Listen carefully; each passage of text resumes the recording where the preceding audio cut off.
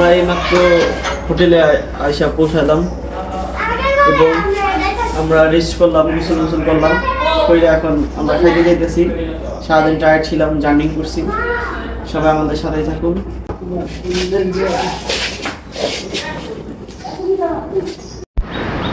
আমরা এক হোটেল থেকে আরেক হোটেলে আসছি, কারণ ওই হোটেলের ভাড়াটা তুলনামূলকভাবে বেশি ছিল।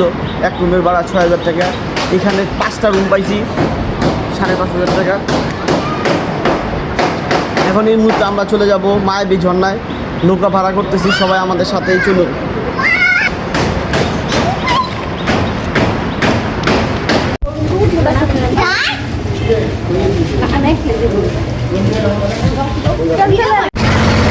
নতুন আরেকটি ব্লগে আপনাদের স্বাগতম।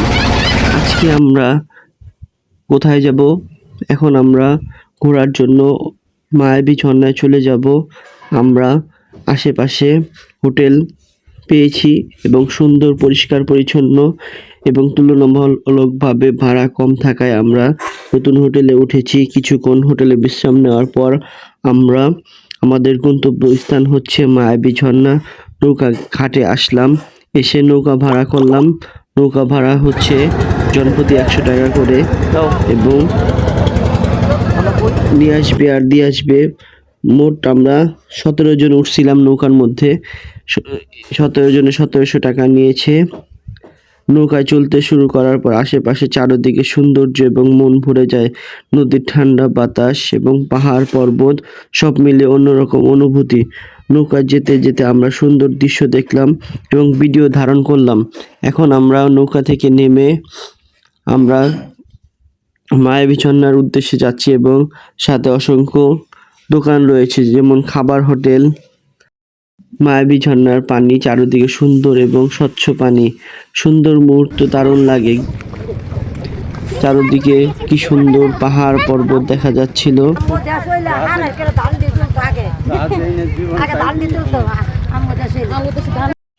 আমরা ঝর্ণায় যেতে যেতে যে বালুর মধ্যে দোকানপাট বসেছে, আমরা কিছু নেওয়ার জন্য দামাদামি করব। এখানে অনেক কিছু পাওয়া যায়। এখানে বর্ডার ক্রসের যেরকম চকলেট, চুইংগাম, পারফিউম, আরও অনেক কিছু পাওয়া যায় এসব দোকানে। এই জন্য আমরা কিছু কেনাকাটার জন্য দেখে যাব যে কোনটা কত দাম। এবং এখানে পাথরের মধ্যে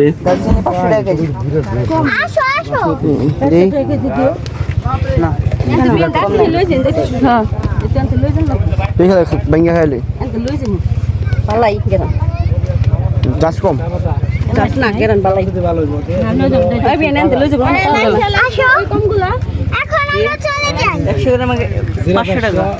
চাপাতি কত করে? চাপাতি করে 200 টাকা প্যাকেট। কত মাছ ওইডি? কত করে হেরি? 450। এটি কত? 150। ছোটটি 150 টাকা। এই বেচতে 500 টাকা। কত রে খোলাটা? খোলাটা 450 এটা জি। চাপাতা খোলাটা কত? 500 কাউকে 400। এটা হচ্ছে 500 আর এটা 400। মশলা এখানে আছে।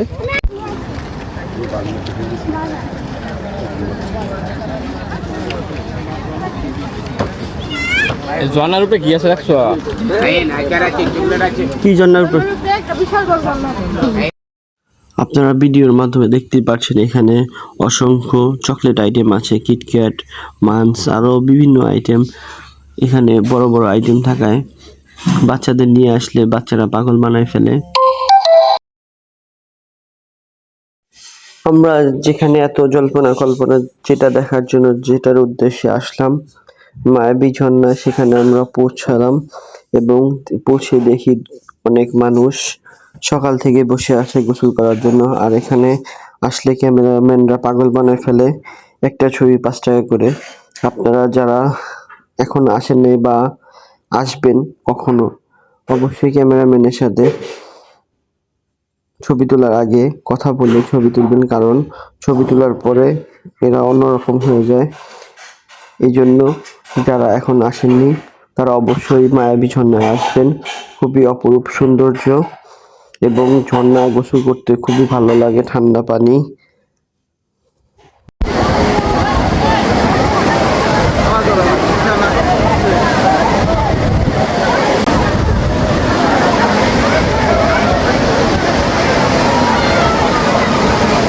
ছবি তুলে দিব। এই যে মাত্র আমরা ঝর্ণা থেকে গোসল করে মাত্র আসলাম। অনেক সুন্দর মায়াবী ঝর্ণা। যারা এখনো পর্যটক বাইরে আসেন নাই তারা খুব শীঘ্রই আসবেন। এখানে অনেক শান্তির স্থান।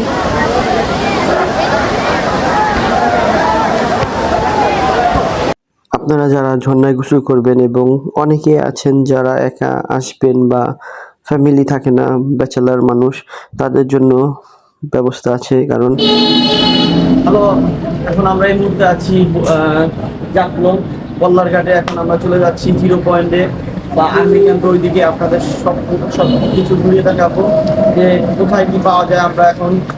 আমরা ইতিমধ্যে জেনেছি যে 7 রঙের চা পাওয়া যায়। আমরা ওইটা খেতে এখন যাব আর শপিং করতে যাব। সবাই আমাদের সাথে। এই মুহূর্তে আমরা চলে যাচ্ছি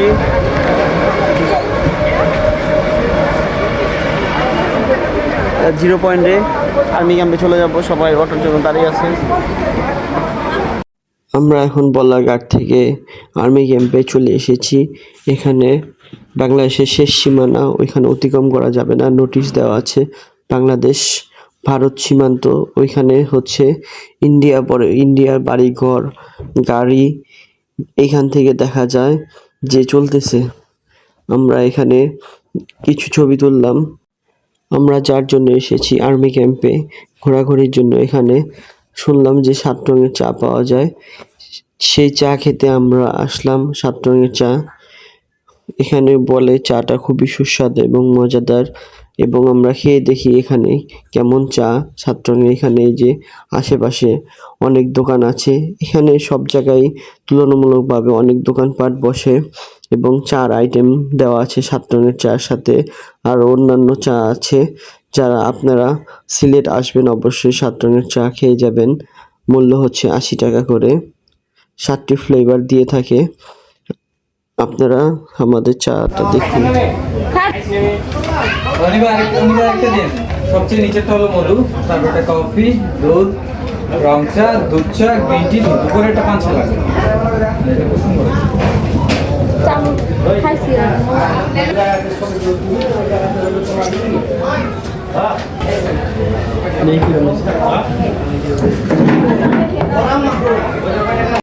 এখন আমরা নিচে চলে যাচ্ছি। আর্মি ক্যাম্প থেকে নিচে গেলে অটো পাওয়া যায়। এখানে পাহাড়ের মাঝখান দিয়ে রাস্তা বের করছে এবং আর্মি ক্যাম্পের দুপাশে অসংখ্য দোকান আছে। যারা আসবেন অবশ্যই এখান থেকে কেনাকাটা করবেন।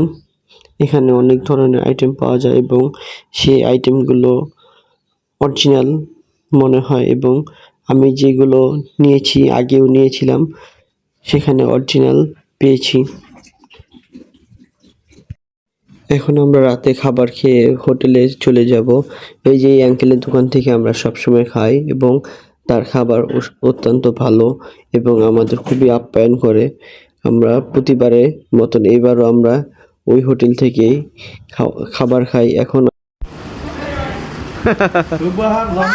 শুভ জন্মদিন।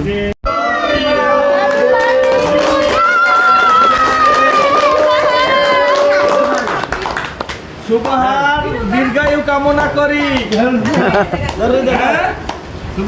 দীর্ঘায়ু কামনা করি। তুমি জানো ভালো লেখাপড়া করতে পারো, সেই দোয়া করি। এই সুবা দে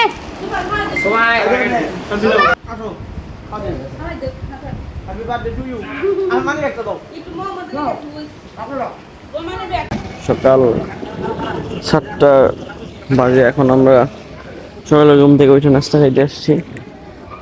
আজকে যাওয়ার পালা। জাফলং থেকে আমরা চলে যাব। সবাই ব্যাগ ট্যাগ গুছাইতেছে। চলে যাচ্ছি বেলা। দাদা ভালো থাকেন, আবার আসবনি। রাস্তায় যেতে যেতে দেখলাম সবুজ ঘেরা সুন্দর চা বাগান, চারদিকে সবুজ আর শান্ত পরিবেশ, দেখতে অসাধারণ লাগছে। এই জন্য আমাদের বাসটা থামালাম। এখানে সবচেয়ে মজার ঘটনা হচ্ছে একটি ভয়ঙ্কর ঘটনা আপনাদের বলছি। এই এলাকায় অনেক যোগ থাকে চা বাগানে। আসলে হাঁটার সময় সবাইকে সাবধান ছিলাম, কিন্তু সবাই সতর্কভাবে চলে নাই। আমাদের বাস থেকে নেমে 2 জন জোকের কবলে পড়ে এবং আমি বারবার না করার পরেও তারা চা বাগানের ভিতরে গেলে ছবি টবি তুলে এবং ওইখান থেকে আসার পথে দেখে যে পায়ের মধ্যে 2টা জোক ছিল। জোক আসলে একটি ভয়ঙ্কর, তাই আমি আগে এসেছিলাম বলে অভিজ্ঞতা তাদের সাথে শেয়ার করছি, কিন্তু তারা কথা না শুনে জোকের কবলে পড়ে। এই সুন্দর মুহূর্ত কখনো ভুলবো না। এই যে দেখাচ্ছিল যে জোক, আশেপাশে অনেক জোক ছিল। এই সুন্দর মধ্য দিয়ে আজকে ব্লগটা শেষ করলাম। আশা করি সবাই ভিডিওটা ভালো লেগেছে। যদি ভালো লাগে তাহলে অবশ্যই ভিডিওটা লাইক করবেন, আপনাদের কমেন্টে মতামত জানাবেন এবং নতুন ব্লগ দেখতে আমাদের চ্যানেলটা অবশ্যই সাবস্ক্রাইব করবেন। আবার দেখা হবে নতুন কোনো জায়গায়, নতুন কোনো ব্লগে। আসলে সবাই ভালো থাকবেন, সুস্থ থাকবেন। সবাইকে ধন্যবাদ। আল্লাহ হাফেজ।